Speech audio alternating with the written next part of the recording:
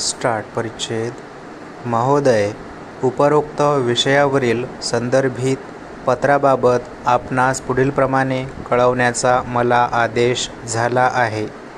कला, वाणिज्य व विज्ञान महाविद्यालयांना ज्याप्रमाणे शासकीय अनुदान दिले जाते त्याप्रमाणे ते खाजगी विधी महाविद्यालयांना द्यावे अशी विनंती आपण संबंधित पत्रात केली आहे. विधी महाविद्यालयांचा अभ्यासक्रम व्यावसायिक असल्यामुळे त्यांना अनुदान देऊ नये अशी शासनाची सुरुवातीपासून भूमिका आहे. शिवाय या महाविद्यालयांची आर्थिक परिस्थिती आपण म्हणता तशी गंभीर नाही. मुंबई विद्यापीठाने 5 वर्षाचा अभ्यासक्रम ठेवल्यानंतर शासनाने सगळ्या विद्यापीठांशी संलग्न असलेल्या या महाविद्यालयांच्या आर्थिक परिस्थितीची तपासणी केली तेव्हा असे आढळून आले की 22 महाविद्यालयांचे बजेट शिल्लकी असून फक्त 8 महाविद्यालयांचे बजेट तुटीचे आहे.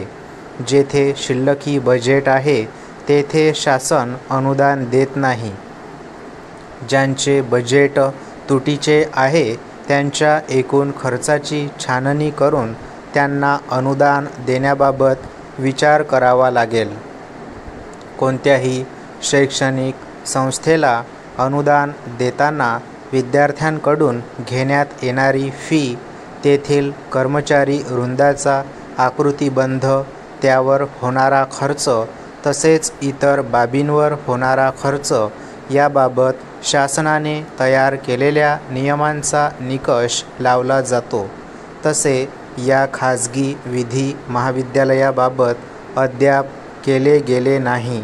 म्हणून ज्या महाविद्यालयांचे बजेट तुटीचे आहे त्यांचे हिशेब मागवून घ्यावेत व त्यांची तपासणी करून शासनाच्या अनुदानाबाबतच्या प्रचलित नियमानुसार त्यांना अनुदान अनुज्ञेय आहे की नाही व असल्यास किती याचा अभ्यास करून आवश्यक तो प्रस्ताव शासनाकडे विचारासाठी त्वरित पाठवावा अशा सूचना शासनाने शिक्षण संचालकांना दिल्या आहेत.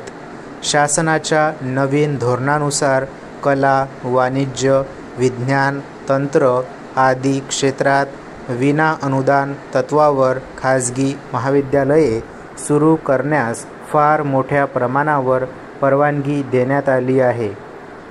अशा परिस्थितीत खाजगी विधी महाविद्यालयांना अनुदान देण्याचे तत्त्व स्वीकारले तर या नवीन महाविद्यालयाकडूनही अनुदानासाठी मागणी येईल आणि मग जो अवाढव्य खर्चाचा बोजा शासनावर पडेल तो शासनाला सहन करता येणार नाही.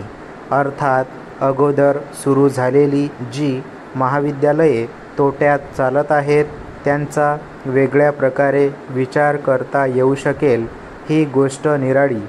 त्यासाठी तोट्यात चालणाऱ्या महाविद्यालयांच्या प्राचार्यांची एक बैठक बोलावून त्या बैठकीत सध्याच्या परिस्थितीतून कसा मार्ग काढता येईल यावर सखोल विचारविनिमय करून काहीतरी तोडगा काढता येईल. त्याचबरोबर अभ्यासक्रमाबाबतही तज्ज्ञात व सर्वसामान्य जनतेत दुमत आढळून येते.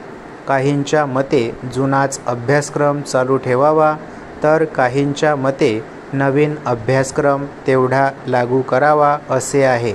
काहींच्या मते दोन्ही अभ्यासक्रम चालू ठेवावेत असे आहे. तात्पर्य या एकूण प्रश्नाचा सर्वांगीण विचार करून मगच निर्णय घ्यावा लागेल. आपला स्टॉप.